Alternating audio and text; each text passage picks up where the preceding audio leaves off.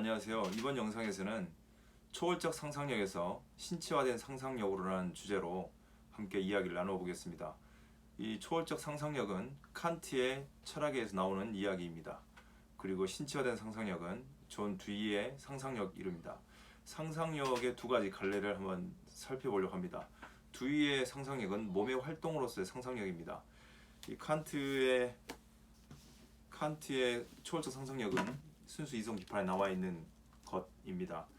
이제 신기관에서 프란시스 베이컨이 신기관에서 이렇게 말합니다. 지금까지 학문에 종사한 사람들은 경험에만 의존하였고 독단을 휘두르는 사람이었다. 지금까지 학문에 종사한 사람들은 경험에만 의존했거나 독단을 휘두르는 사람, 경험주의자 아니면 독단주의자라는 거죠. 경험주의자들은 이 신기관에서 이렇게 이야기합니다. 경험주의자들은 개미처럼 오로지 모아서 사용하는 거죠. 개미처럼 무조건 모아서 그 모아진 걸 가지고 이야기한다는 거죠.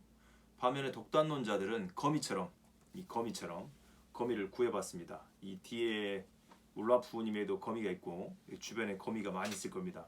특별히 니체는 거미와 같은 칸트라고 하고 있습니다. 이때 프란시스 베이컨이 이 글을 쓸 때는 칸트님 아직 태어나지 않으셨겠죠. 근데 칸트 이후에 니체라는 분께서는 여기서 말합니다. 거미와 같은 칸트.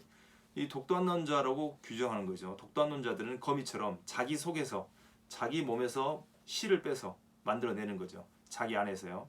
반면에 경험론자들은 밖에 있는 것들을 모아서 어떤 이론을 만들고요. 그래서 개미와 같은 이론가들 그리고 거미와 같은 이론가가 있는데 특별히 프란시스 베이컨은 꿀벌 이야기합니다. 꿀벌은 중용을 취해서 오른쪽 개미와 같은 것도 아니고 거미와 같은 것도 아니고 꿀벌은 생각하니까 모양이 좀 비슷하네요. 발도 여러 가지 6개 정도 있고 6개가 아니고 여러 개가 있고 꿀벌은 날개가 있네요. 꿀벌은 중용을 취해서 개미와 같지도 않고 거미와 같지도 않고 중용을 취해서 날개가 있어서 날아다니니까 중용을 취하는 걸까요? 제 혼자 생각이고요. 어쨌든 프란시스 베이컨은 꿀벌은 중용을 취해 뜰이나 들에 핀 꽃에서 재료를 구해다가 자신의 힘으로 변화를 시켜 소화한다는 거죠. 밖에 있는 꿀에서 재료를 가져와서 본인의 몸으로 소화를 해서 만들어낸다는 거죠. 벌집도 만들어내고 꿀도 만들어내고요.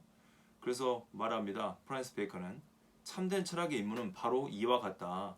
무조건 모으는 것도 아니고 자기 안에서 빼내는 것도 아니고 밖에 있는 자연에서 모은 것들을 본인이 소화해서 또 다른 걸로 재창조해내는 것이 철학의 임무라고 말하고 있습니다. 참된 인문학의 임무는 바로 이와 같다. 참된 철학은 오로지 정신의 힘에만 기댈 것도 아니고 자기 안에 있는 것만 기댈 것도 아니고 밖에 있는 것만 모은 것도 아니라 이거죠. 자연이나 기계적 실험을 통해 정신의 힘만 기대는 게 아니고 실험을 통해 얻은 재료를 가공하지 않는 채로 기억 속에 비축할 것도 아니고 그것을 지성의 힘으로 변화시켜 소화해야 하는 것이다. 그러므로 두 가지 능력, 경험적 능력과 이 생각의 능력, 이성적 능력이 지금까지 시도되었던 것보다 더 긴밀하고 순수하게 결합된다면 아직은 아니지만 그 당시 프란시스 베이컨 때는 아니지만 좋은 결과가 나올 것이 틀림없으므로 이것으로 희망의 근거를 삼아도 좋다고 프란시스 베이컨이 그렇게 예언은 내지는 지식을 선견지명적으로 말을 해놨습니다. 그러나 프란시스 베이컨의 방식을 따르는 사람이 있는가 하면 거미의 방식을 따르는 사람도 있고 독단론자라고 하겠죠. 프란시스 베이컨은 반면에 영국 경험론자들처럼 경험만 의지하고 밖에 있는 것만 모아서 그 이야기만 하는 개미처럼 하는 사람도 있겠죠.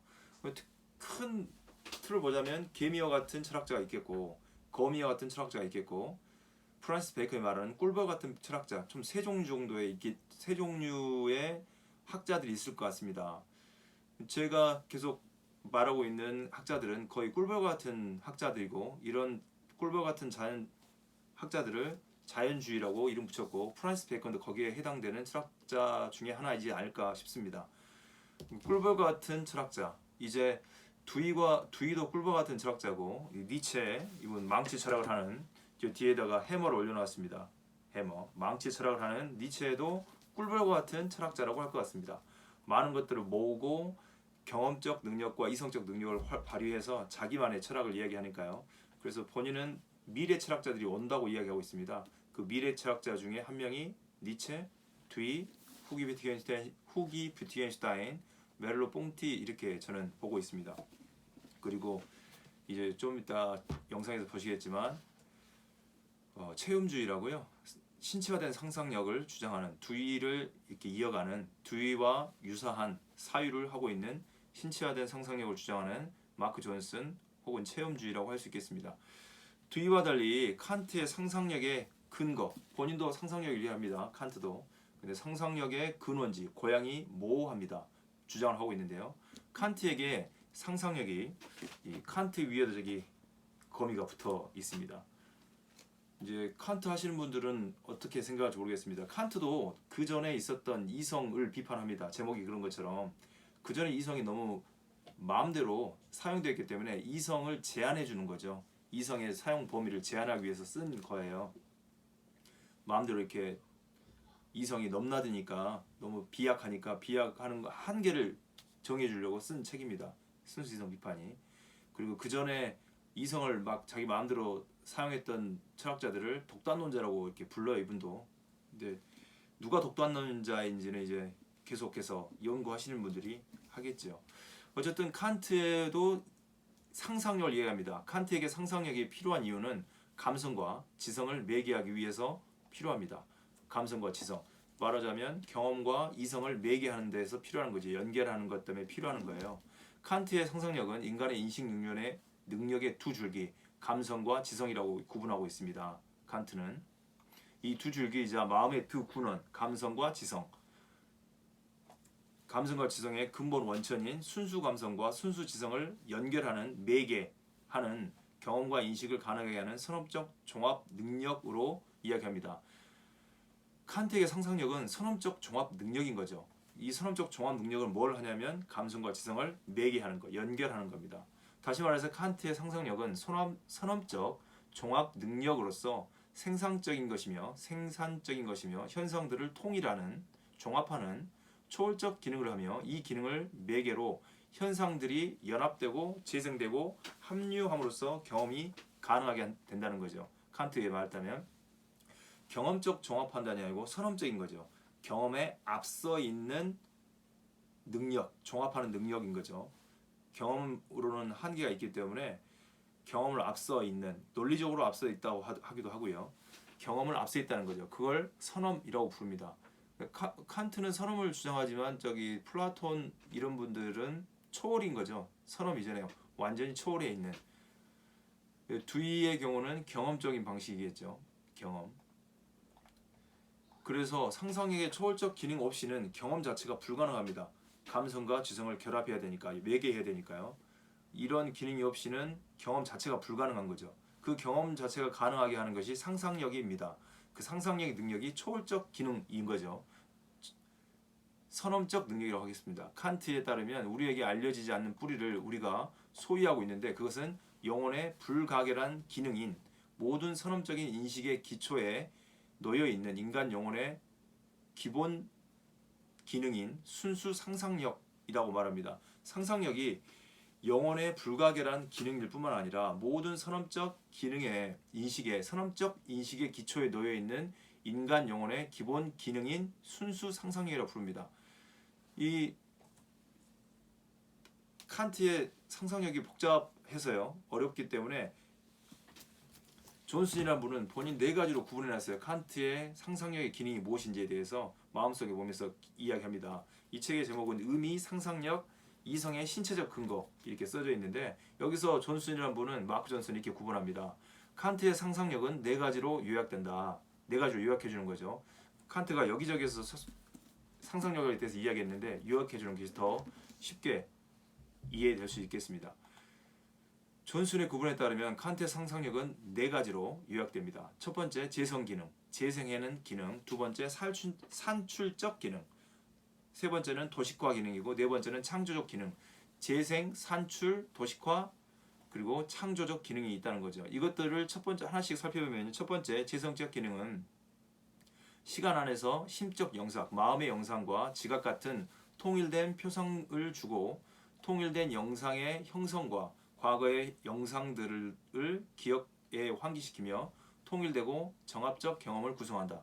재생적 기능은 시간 안에서 심적 영상과 지각 같은 통일된 표상들을 주고 통일된 영상의 형성과 과거의 영상들을 기억에 환기시키며 통일되고 정합적 경험을 구성한다라는 거죠. 재생적 기능은 이런 기능을 합니다. 두 번째, 산출적 기능은 시간을 통해 첫 번째도 시간 안에서고 두 번째도 시간을 통해 우리의 의식의 통일성을 구성하며 우리가 세계 안에서 모두 공유하는 공적 대상의 경험을 가능하게 한다는 거죠. 칸트의 상상력을 네 가지로 구분해 놨습니다. 첫 번째는 재생적, 두 번째로는 산출적 기능, 세 번째는 도식화 기능입니다. 추상적 개념과 언어 같은 개념이죠. 사랑, 철학, 실체 이런 것 추상적 개념과 감각의 내용을 매개함으로써 개념과 감각을 매개함으로써 우리가 감각적 지각을 통해 받아들이는 것을 개념화할 수 있게 된 것, 의미화하는 거죠. 개념화 단어를 이름 붙이고 개념화할 수 있게 하는 도식화 기능인 거죠. 네 번째 기능은 창조적 기능은 자유롭고 비규칙적 지배적인 작용이며 비규칙적인 거죠. 창조적 기능이니까 규칙적이지 않고 비규칙적인 지배적 작용이고 이 비규칙적인 지배적 작용에 의해서 경험의 새로운 질서를 얻으며 새로운 의미를 형성하는 기준의 패턴을 재구성한다. 이 창조적 기능은 생성하기 위해 표상들을 반성하는 창조적 활동을 수행한다는 거죠. 이 네 가지 기능이 있는 거죠. 재생, 산출, 그리고 도식화, 창조적 기능 네 가지 기능으로 요약해놨습니다. 물론 학자들마다 다양한 방식으로 몇 가지든 여러 가지 방식, 두 가지, 세 가지, 네 가지 방식으로 구분할 수 있겠지만 저는 특별히 이 마크 존슨의 상상력 이론을 주장하고 있는데 여기서도요. 의미, 상상력, 이성의 신체적 조건이 있는데 여기서 이렇게 네 가지 구분을 따라서 이해해 보았습니다. 칸트는 합리적 질문을 통해 본인이 순수 이성 비판에서 합리적 질문을 통해 우리가 우리의 인식을 바로잡을 수 있을 뿐만 아니라 이성을 정화하고 오염된 것들을 정화하고 착오에서 벗어나게 할 수 있다고 말합니다. 그래서 순수 이성을 하는 거죠. 그전 이성들을 비판하는 거예요. 정화되지 않는 것 그리고 착오에 빠져 있는 이성들을 비판합니다. 그리고 본인이 순수한 이성 그리고 착오에 빠지지 않고 정화되어 있는 이성을 주장합니다. 그러나 니체는 아니다고 이렇게 비판하는 거죠. 그래서 말합니다. 칸트에게 이성의 모든 관심은 다음 세 가지 질문으로 통합됩니다. 세 가지 질문으로 통합됩니다. 첫 번째, 나는 무엇을 알 수 있는가? 인식에 관한 거죠. 나는 무엇을 행해야만 하는가? 도덕에 관한 겁니다. 나는 무엇을 희망해도 좋은가? 미학적인 부분인데 나는 무엇을 희망해도 좋은가? 이 세 가지로 구분합니다. 나는 무엇을 알 수 있는가? 무엇을 알 수 있는지. 또 하나, 나는 알고 나서 무엇을 행해야만 하는가? 마지막입니다. 나는 무엇을 희망해도 좋은가? 이 세 가지에 대한 답변도 칸트는 이 칸트의 새로운 초월적 형이상의 토대를 마련합니다. 이 세 가지 질문에 대한 답변으로 초월적 형이상학, 선험적 형이상학의 토대가 마련되는 거죠.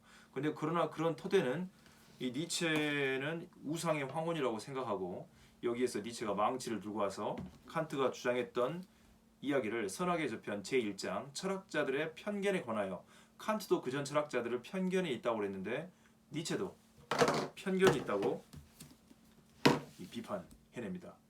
니체의 선악의 저편 1장 철학자들의 편견에 따르면 어떻게 선험적 종합 판단이 가능한가라는 칸트의 물음을 왜 그러한 판단에 대한 믿음이 필요한가라는 다른 물음으로 바꿔야 할 시기가 왔다고 주장합니다. 물음을 바꾸는 시기가 왔다는 거죠. 어떻게 선험적 종합 판단이 가능하다는 것은 이 물음에 칸트의 물음에 왜 그러한 판단에 대한 믿음이 지식이 아니고 믿음이 필요한가라는 물음으로 바꿔야 할 시기가 왔다는 거죠. 다시 말하면 우리 같은 종으로서의 인간이 같은 종의 존재를 보존하기 위해 그러한 판단을 참이라고 믿어야 한다는 사실 지식이 아니고요. 그리고 왜 그 선험적 종합 판단이 당연히 잘못된 판단이 될 수 있는지를 파악해야 하는 시기가 왔다는 거죠. 이 세 가지의 질문에 대한 것이 잘못됐다. 특히 선험적 종합 판단이 잘못된 판단이다. 좀 더 분명하고 근본적으로 말한다면 니체가요. 좀 더 분명하고 근본적으로 말해 선험적 종합 판단은 전혀 가능한 것이 될 수 없다. 우리에게는 그러한 판단을 주장할 권리가 없다. 그것은 단지 잘못된 판단이다. 선언적 종합 판단은 잘못된 판단이라고 단언해버립니다. 딱 잘라서 말하는 거죠. 물론 삶의 관점주의적 시각에 속하는 하나의 표면적 믿음이나 외관으로 단지 그 선언적 종합 판단의 진리에 대한 믿음이 필요하다. 그러나 그건 믿음으로 필요하다는 거죠. 지식이 아니고요. 이렇게 비판을 해냅니다. 니체는요. 그리고 망치로 선언적 종합 판단에 대한 믿음을 깨버린 거죠. 믿음 영역에 있어라. 지식 영역에 들어오지 말라라고 비판을 하는 거죠. 그럼 저는 이렇게 물어보고 싶습니다. 방금은 칸트에 대한 니체의 비판이었고요. 저는 칸트가 했던 세 가지 질문, 나는 무엇을 알 수 있는가, 무엇을 행해야 하는가, 무엇을 희망해야 하는가, 이 질문을 상상력과 연결시켜서 칸트의 세 가지 질문을 다음과 같이 바꾸어서 칸트에게 질문해보는 거죠. 우리가 상상력을 어떻게 알 수 있는가, 감성과 지성을 매개하는 상상력을 어떻게 알 수 있는가, 또 하나 상상력은 무엇을 근거로 작용하는가, 우리는 칸트의 상상력을 신뢰해도 되는가, 칸트가 말하는 상상력을 신뢰해도 되는가, 이 물음으로 이제 이 물음에 대한 답을 해가는 거죠. 이 질문조에 대한 칸트의 해답은 매우 애매하고 모호하고 불명료합니다. 첫 번째, 우리가 상상력을 어떻게 알 수 있는가? 상상력은 무엇을 근거로 작용하는가? 우리는 칸트의 상상력을 신뢰해도 좋은가? 라고 세 가지 이 질문에 대한 칸트의 대답은 애매모호하고 불명료하다는 거죠. 감성과 지성에 대한 구체적이고 체계적인 칸트의 논의에 비해 상상력에 대한 것은 너무 애매하고 때로는 서로 어긋나게 기술되어 있습니다.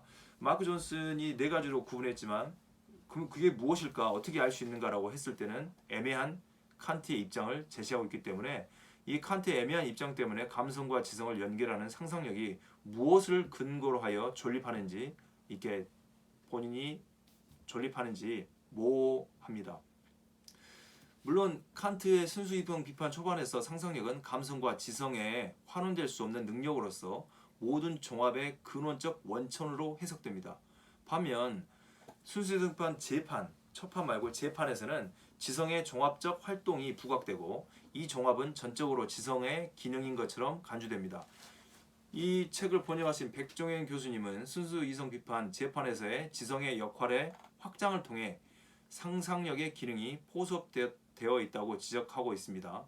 이러한 시각에서 보면 상상력은 지성에 포괄되는 하나의 하위 기능으로서 혹은 지성의 한 가지로 이해될 수 있는 거죠. 그렇지만 이 칸트와 형이상학을 쓴 하이데거에 따르면 영혼의 기본 기능인 칸트의 초월적 상상력은 고향이 없다라고, 본인의 근거지가 없다, 고향이 없다라고 단언합니다. 영혼의 기본 기능인 칸트의 초월적 상상력은 고향이 없다. 하이데거도 관점에서는 그렇습니다. 그러나 칸트와 달리 존 두이라는 실용주의자, 이 존 두이의 상상력은 고향이 없는 게 아니고 고향이 있습니다. 그 고향이 어디냐면 경험과 지성을 매개하는 초월적 기능이 아니라 경험과 지성에서 발생한다는 거죠. 인간의 다양한 풍성한 경험 속에서 상상력이 동시에 이렇게 발생하는 거죠. 근데 더 우선적인 건 경험과 함께 같이 상상력이 발전하기 때문에 그 상상력의 고향은 어디냐면 경험인 거죠. 이 물리적인 몸의 활동이라고 할 수 있겠습니다. 경험과 지성을 통해서 또 생각을 하면서 그게 또 상상력이 발전되고요. 다시 말해 두이의 상상력의 고향은 우리의 몸이라고 할 수 있습니다. 몸의 활동으로서의 상상력인 거죠. 두이는 상상력이 몸에서 발생한다고 해명하고 설명하고 있습니다. 때문에 칸트가 직면하는 문제에 봉착하지 않는 거죠. 고향이 없다는 문제에 봉착하지 않을 뿐만 아니라 상상력을 소재에 대한 새로운 해명을 제시하고 있습니다. 존 두이가요. 그리고 그 해명과 함께 저는 이제 마크 존슨의 상상력 더 확대되는 것을 이어가려고 합니다.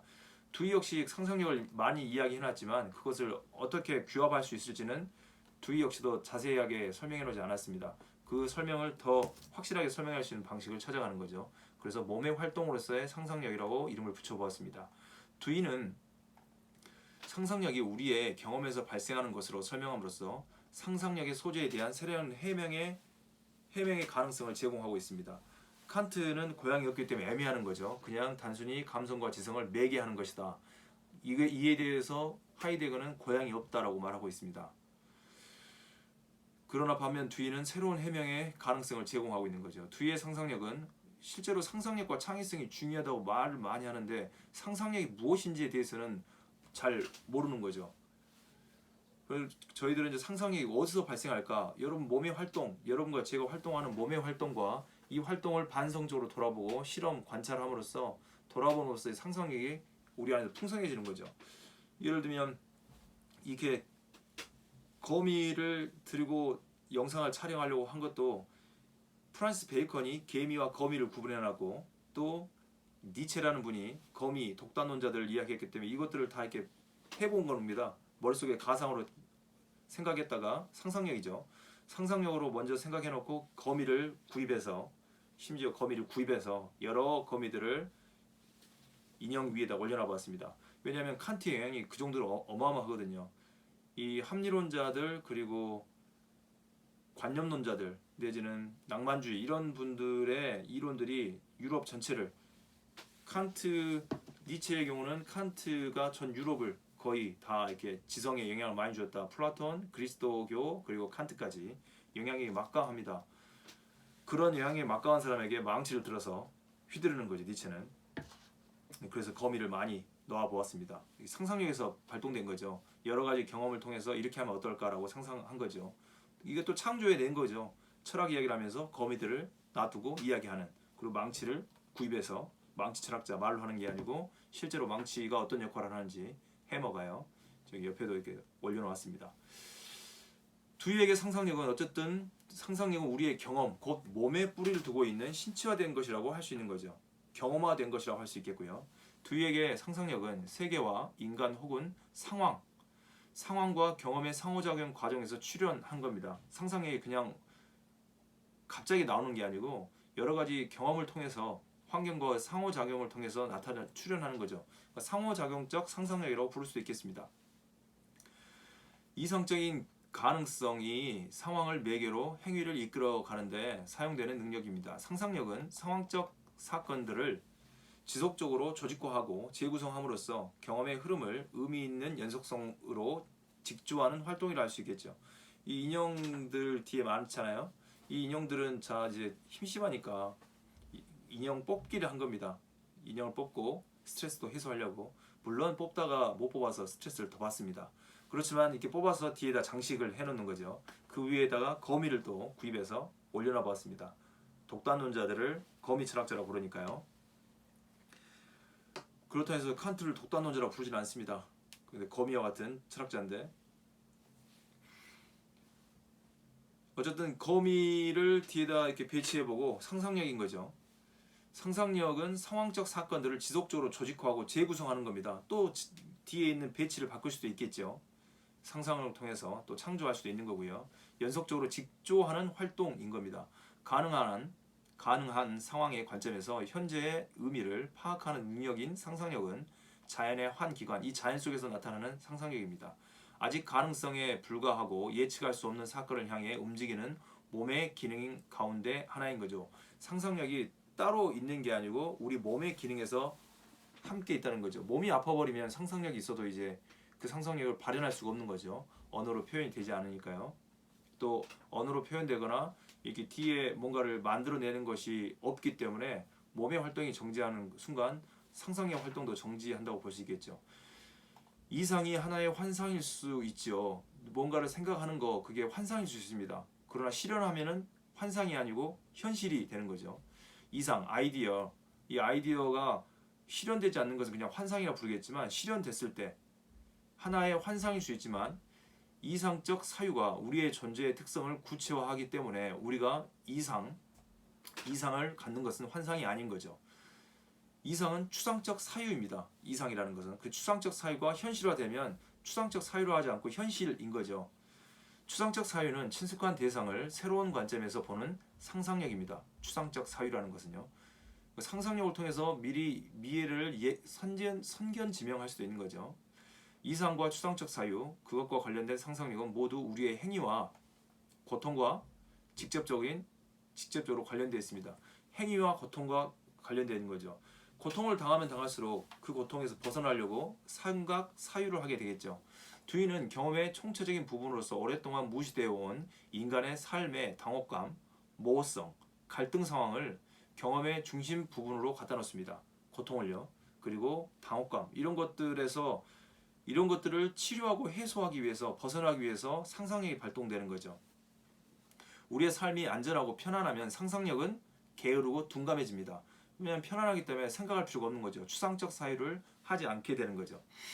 반면 삶이 불편하고 난처한 상황에 놓이게 되면 상상력은 정반대의 그림을 만들어낸다는 거죠. 저도 이제 이 영상이 더 재밌게 해보려고 여러 가지를 어떻게 하면 더 재밌을까 생각해낸 게 이거인 거죠. 저에게는. 그래 더 이런 영상들이 더 재밌게 만들려고 또 생각해내겠죠. 또 생각해내면 더 나아지겠죠. 그전에는 이 인형도 없었는데요. 뒤에가 인형을 놓게 됐고 그게 얼마나 효과적인지는 알 수는 없지만 해보는 겁니다. 시도해보는 거죠. 상황을 좀 더 나았게 만들려고 상상력이 발동된다는 걸 설명해드리고 있습니다. 난처한 상황에 놓이게 되면 상상력은 정반대의 그림을 그려내는 거죠. 인간이 겪는 고통은 더 나은 상태에 대한 그림을 그리도록 하는 힘입니다. 상상력에 의해 조작된 그림은 우리의 행동의 도구로 작동합니다. 두이의 말에 따르면 이렇습니다. 인간이 과거의 경험을 되살리지 않는다면 현재의 여가는 공허한 것이 될 것이다. 인간은 과거의 경험을 되살림으로써 거기에 흥미를 덧붙입니다. 그렇기 때문에 기억의 1차적 생명은 정확한 해상이 아니라 공상과 상상력입니다. 1차적 기억은 공상과 상상력입니다. 무엇보다도 중요한 것은 스토리이고 드라마입니다. 스토리가 중요한 거죠. 드라마이라는 거예요. 그것을 상상 속에서 되풀이하고 스토리와 드라마를 상상력 속에서 되풀이하고 반복하는 청중들에게 들려줌으로써 이야기함으로써 현재 이야기를 더 강력한 것으로 만들기 위해 현재의 정서적 가치를 갖는 사건들만이 선택된다는 거죠. 재미없는 것들은 논외로 하고 버리고요. 재미있는 것들로 구성해내는 거죠. 여러 가지 공상과 상상력을 스토리로 만들어내고 드라마틱하게 만들어내는 거죠. 그래서 드라마틱적 상상력이라고 하기도 합니다. 싸움의 스릴을 증가시키지 않거나 성공이나 실패의 목표에 기여하지 않는 것은 배제되는 거죠. 버리는 거, 배제하는 거고요. 사건들은 이야기의 성격에 들여맞게 될 때 재배열되는 거죠. 이야기를 재배열시키는 겁니다. 따라서 초기에 인간은 생존을 위한 투쟁에 참여하지 않고 홀로 남게 되었을 때 암시의 세계인 기억의 세계 속에서 살았던 것입니다. 두이는 기억을 재생하는 일이 문자 그대로 일어나는 경우가 거의 드물다고 보는 거죠. 기억을 재생하는 게 비디오 테이프를 돌리는 것처럼 이 영상 비디오 테이프 죄송합니다. 아주 옛날 이야기네요. 이 영상을 리플레이 하는 것처럼 똑같이 되지 않는다는 거죠. 기억의 1차적 생명은 지적이거나 실천적인 것이 아니라 정서적인 거죠. 본인이 느끼는 것들을 기억해내는 거고 어떤 선택하는 거죠. 선택적 강조가 될 수 있겠네요. 한 부분을 선택하는 거니까요. 기억은 실제적 혹은 1차적 경험과 함께 발생하는 상상력에 의해 재구성됩니다. 기억뿐만 아니라 인간이 성취하고 소유한 모든 것은 원했던 것과 즐거운 것을 주었던 것들과 더불어 다른 불쾌한 결과들을 가져올지도 모르는 행동에 의해서 획득되는 거죠. 사람들은 더 나에게 쾌감을 주는 거, 행복감을 주는 걸 더 선호하고 불쾌감을 주는 것은 선호하지 않고 그건 배제하려고 하고 축소하려고 하겠죠. 그리고 그 불쾌감을 해소시키려고 노력할 겁니다. 그럴 때 상상력이 발생한다는 거죠. 추상적 사유가요.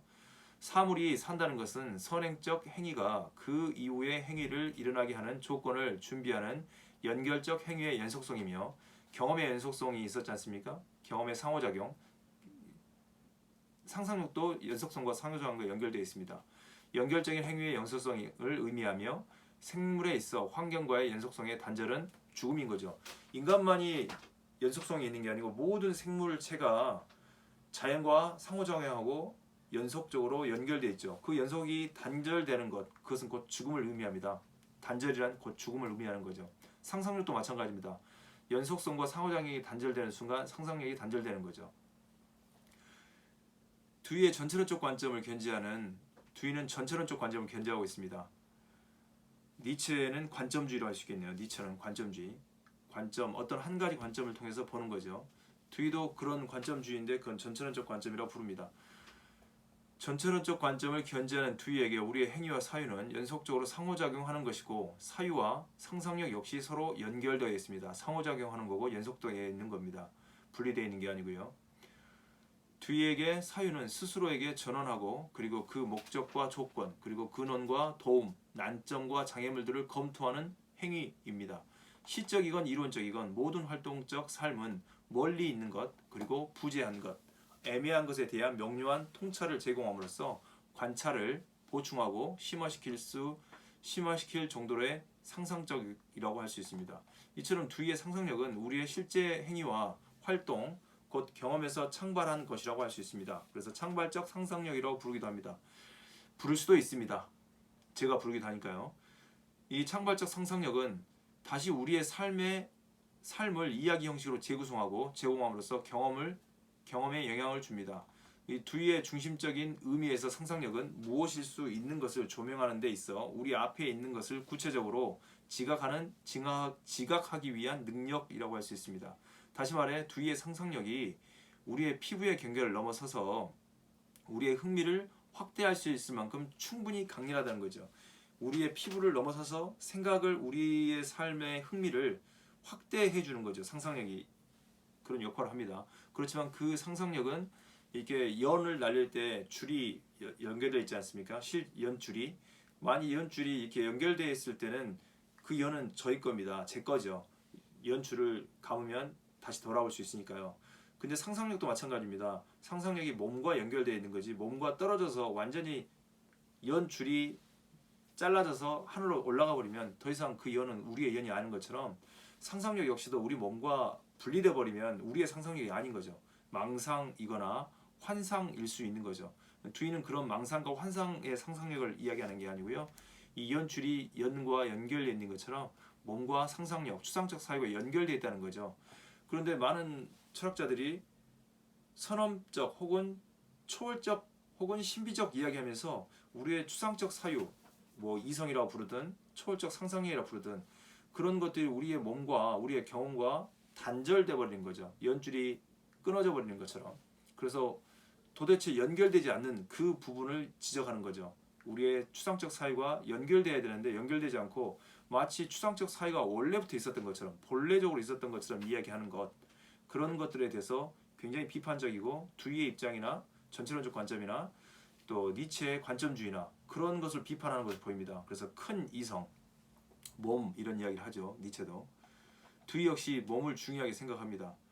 두이의 상상력이 우리의 피부의 경계를 넘어설 수 있는 거죠. 왜냐하면 상상력이니까. 그렇지만 넘어섰다 해서 우리와 관계가 없는 게 아니고 우리가 연결되어 있다는 거죠. 우리의 흥미를 확대해주기 때문에요. 그러나 건전한 상상력이라고 부를 수 있어요. 그러나 건전한 상상력이 비현실적인 것을 취급하지 않는다고 보는 현실적인 걸 취급하지 비현실적인 걸 취급하지 않는 거죠. 초월적인 거나 선험적인 걸 취급하지 않는 거예요. 그 비현실적이라는 거 보는 거죠.